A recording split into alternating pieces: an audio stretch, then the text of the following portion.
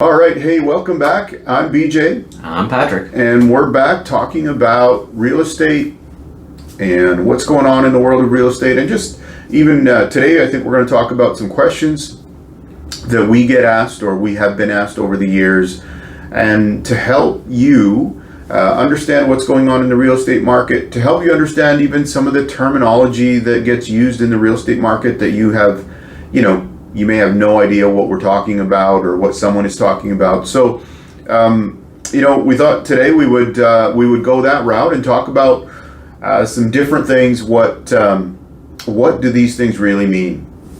Yeah, absolutely. There's one that comes up every time, with sellers. With a selling client, we're filling out the paperwork, property disclosure statement. Somewhere in there, it's going to ask if the seller knows about a material latent defect. And then we go into explaining that. So, just to clarify the difference between let's say something that's unrepaired on the property or something's damaged on the property, that would be a pretty easily discoverable defect. Sure. A home inspector, right. Maybe like a layman, somebody who's not normally inspecting a house or knows construction, but could see like, that's a cracked foundation, or something's leaning over, there must be something wrong with it. Right. So it should be pretty obvious.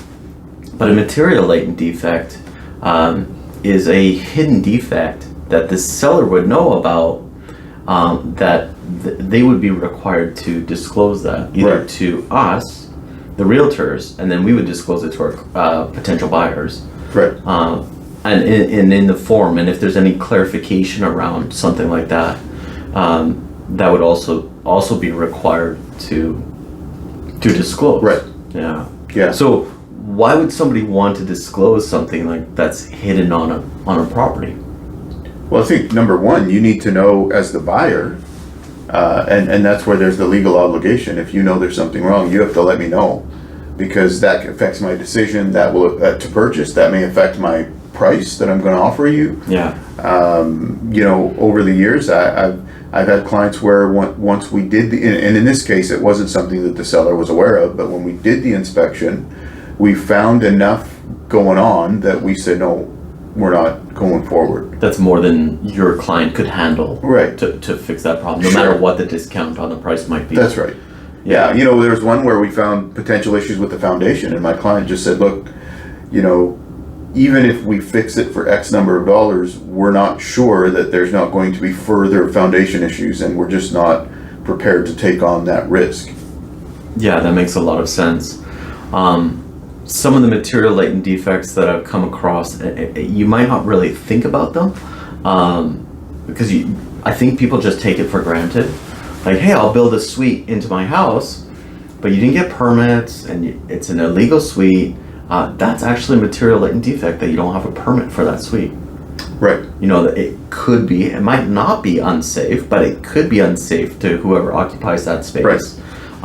It could change your insurance status, your qualification for insurance, if something wasn't done to code, if it wasn't done safe, and then on top of that, if it's a home that had a suite added onto it, and you were on septic, well, the septic was also designed for right. a certain size and number of people in Sure. the house. Yep. Now all of a sudden you added another bathroom, a kitchen, maybe laundry, and more people in the house. So right. now all of a sudden that septic field isn't sufficient for the house. Yes. Yeah.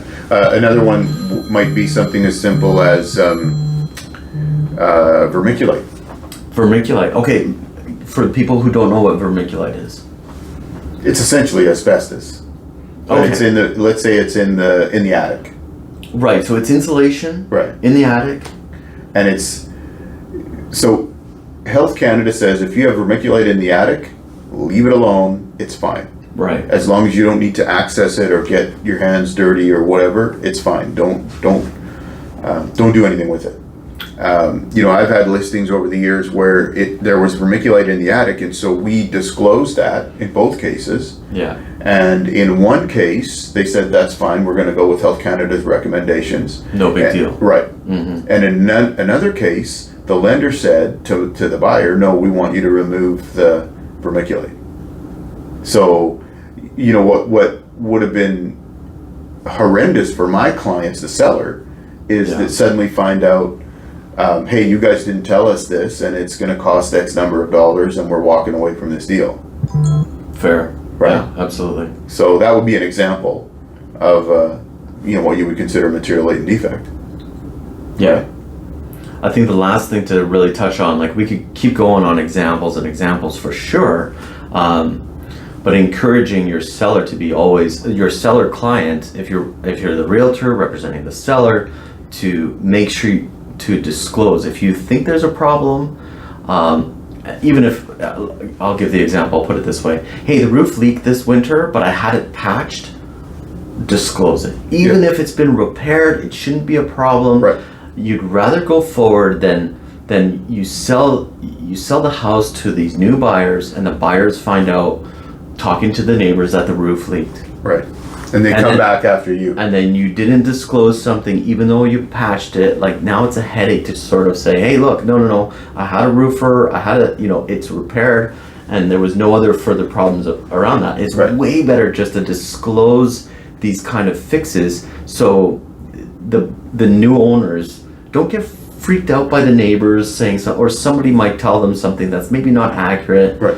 And then it just makes it for a much easier transition for the new buyers for their new house. Yeah, 100%. And protecting your seller client from any lawsuits that might come from that. If there's any proof that there's a known hidden problem with the house, and the seller knew about it, always disclose it. Yeah. So, you know, pretty simple. What is the material latent defect? It's something that I cannot see with my eyes, and it's not easily discernible by even with an inspector.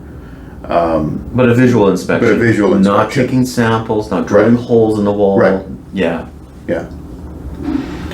That's pretty much it. Yeah. Okay. Well, thanks for joining us, and we'll again, you know, please take a minute and just like what we're doing here and subscribe. You can share our information out with anybody else. We're going to keep putting out regular content talking about real estate. We might do some fun things, different things as well. But thanks for watching. Send something out to your friends to tell them about us, and we'll see you next time. We'll see you next time. Thanks for joining us. See you.